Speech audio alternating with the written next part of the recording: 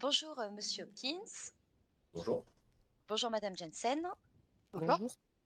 et bonjour madame Luquet. Merci, beaucoup de vous, présenter à nous donc. Vous êtes, la liste, BAT, donc qui se présente pour le comté de Blaine County, pour ces élections municipales. Merci de prendre le temps de répondre aux quelques questions que l'on va vous poser. Alors, je vais commencer par, vous, monsieur Hopkins. Donc vous lancez en politique, sans forcément d'expérience préalable dans ce domaine, mais avec un poste, de DRH au sein d'une entreprise du Nord, la Ferme, et une expérience en tant qu'avocat. Est-ce que vous pouvez nous expliquer ce choix d'aller vers la politique? Eh bien, effectivement, de mon côté, j'ai toujours travaillé dans le Nord, et en m'impliquant, de plus en plus au fur et à mesure, du temps que je passe là-bas.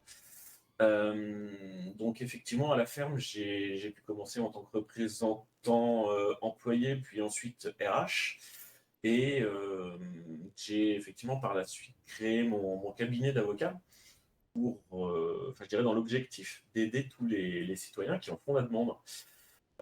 Donc pour moi, la politique, c'était, euh, je dirais, et en tout cas la mairie, c'était un petit peu la suite naturelle de mon engagement, auprès déjà des employés de la ferme et puis par la suite des citoyens en tant qu'avocat. D'accord, merci. Je m'adresse maintenant, à madame Luquet et à madame Jensen. Vous témoignez toutes 2 d'une expérience professionnelle également dans le Nord. Madame Jensen, vous avez également une expérience politique en supplément. Oui. Que pensez-vous apporter à monsieur Hopkins? Hem, pour ma part, d'une part du soutien.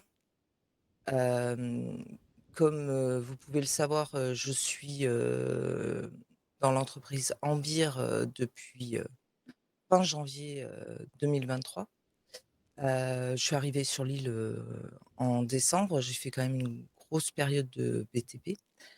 Hem, le but, de me présenter auprès, de monsieur Hopkins, c'est, de lui apporter une vision, on va dire, civile aussi, et toujours avoir cette attention auprès, des salariés, du Nord. J'habite aussi dans le Nord, donc je connais, plutôt très bien la géographie, du Nord. Hem, du coup, c'est surtout, du soutien pour lui, et essayer, de continuer à faire évoluer le Nord. Et moi, je vais surtout jouer un rôle de formation, vis-à-vis de mes 3 expériences à la mairie, de Blaine County. Je suis là pour les former, au début, sur tous les outils et tout ce qu'il y a à faire en tant que maire et maire adjoint. Et je vais aussi, permettre pouvoir d'apporter, la vision économique et patronale, qui existe sur l'île, que j'ai pu connaître, dans mon passé, voilà. OK, merci beaucoup pour vos réponses. Je vais maintenant, passer aux différentes parties de votre programme, hem, en commençant par la partie économique, donc la gestion que vous envisagez. Vous évoquez souhaiter modifier l'arrêté de l'article 7, dans l'organisation événementielle. Comment souhaitez-vous le modifier précisément? En fait, l'objectif, c'est de modifier, donc plus particulièrement, entre autres, le 7.2, et de rendre, donc, de passer cet article donc, de obligatoire à une possibilité. Euh, L'objectif, c'est vraiment de faire un petit peu un garde-fou par rapport, à ces remboursements et de passer un petit peu plus à l'oral plutôt que par un formulaire. OK. Vous évoquez également, le fait de mettre en place une modification de la taxe d'habitation au nord, qui pourrait aller de 1 à 2. Est-ce que les finances actuelles de la mairie peuvent vous permettre cette modification? Alors effectivement, on a fait des calculs. Les finances actuelles nous permettent à coup sûr de diminuer de 1%. Sur le 2%, il faut qu'on étudie avec on va dire les chiffres un peu plus frais. Mais sur le principe, le 1%, de mon côté, je m'y engage. C'est une demande, très régulière, des habitants du Nord, qui se plaignent, que cette taxe, est chère et que, ça leur pèse, sur leur, portefeuille. Donc c'est important pour nous de pouvoir faire, cet effort-là. D'accord, merci. Hem, je vais maintenant aborder la partie gestion des services publics. Vous prévoyez des journées de prévention routière avec le BCSO, le BCES. Est-ce que vous pourriez nous en dire davantage à ce sujet? Ce sera peut-être plus ma partie pour le coup. En fait, nous souhaitons avoir, des moments où on peut, faire autre chose que, des courses-poursuites. Ça peut être une possibilité aussi puisque nous avons des éthylotests, sur l'île. Hem, la possibilité aussi, au moment d'un contrôle ou au moment, de période privilégiée, de pouvoir, distribuer, par exemple, des éthylotests, pour que la population du Nord puisse, aussi, faire attention à l'alcool au volant. Il est possible aussi, si, le BCSO, et ça ce sera une discussion avec eux, hem, le souhaite, de pouvoir par exemple aussi faire, des apprentissages à la conduite, y compris, et plus particulièrement, au niveau de la, excusez-moi, de la, moto, de la conduite de la moto. Donc la forme n'est pas forcément définie, il faut juste qu'on en discute avec, les services concernés Voilà. et l'objectif, c'est de faire ça, de manière ludique et de pas forcément faire que de la communication. Merci. Hem, nous allons maintenant aborder votre engagement, social. Hem, vous souhaitez donc,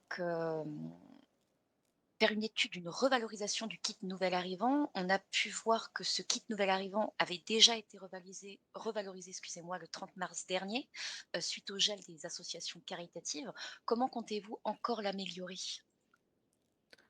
Tout d'abord, cette mesure est temporaire, donc nous ne savons pas, la problématique qui se pose, c'est, de savoir si effectivement, la mairie actuelle, avait mis une date limite ou pas, ce qui n'est pas marqué.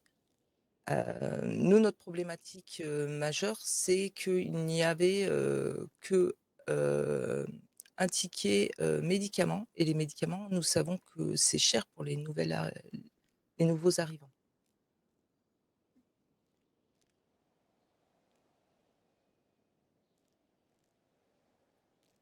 Il y a aussi les distributions qui peuvent être mises à l'ordre du jour, hein, qui sont organisées actuellement par la mairie. OK, merci. Hem, vous souhaitez également organiser un, référendum. Est-ce que vous pouvez nous préciser les sujets sur lesquels, ce type de référendum pourrait être organisé? Effectivement, bah, de notre côté, l'objectif de ces référendums, ce serait d'impliquer un petit peu plus la population du comté sur des décisions bah, qui, par essence, seraient non urgentes, puisque bah, quand c'est urgent, on ne peut pas se permettre euh, de demander à tout le monde. Euh, on pourrait, par exemple, demander si l'organisation d'un forum de l'emploi serait quelque chose d'intéressant pour les citoyens du comté, en leur précisant que, bah, par exemple, ce forum de l'emploi imputerait tant de dollars sur le budget de la mairie. Je pense que c'est des choses qui peuvent bah, peut-être les faire s'intéresser peut-être un petit peu plus à la politique et d'autre part les impliquer dans la vie de leur comté. OK, merci. Et aussi une autre question, alors c'est peut-être orienté plus pour vous, monsieur Hopkins. Mhm. Vous avez évoqué votre expérience d'avocat. Vous n'abordez pas du tout l'aspect juridique, dans votre programme, hormis sur le maintien de permanence juridique à la mairie. Est-ce que c'est un choix délibéré de votre part? Est-ce que le fonctionnement actuel de la justice vous semble satisfaisant?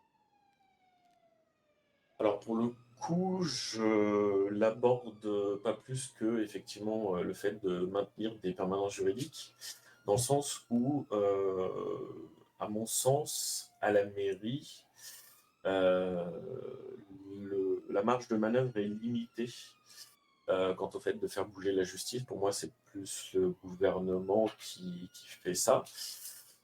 Effectivement, il y a une place à l'Assemblée qui fait que il y aura une voix, mais pour autant, je pense que c'est plus un sujet de type gouvernemental. D'accord. Eh bien écoutez, merci beaucoup, pour le temps que vous nous avez accordé, sur cette interview. Merci à vous. Merci. Merci à vous.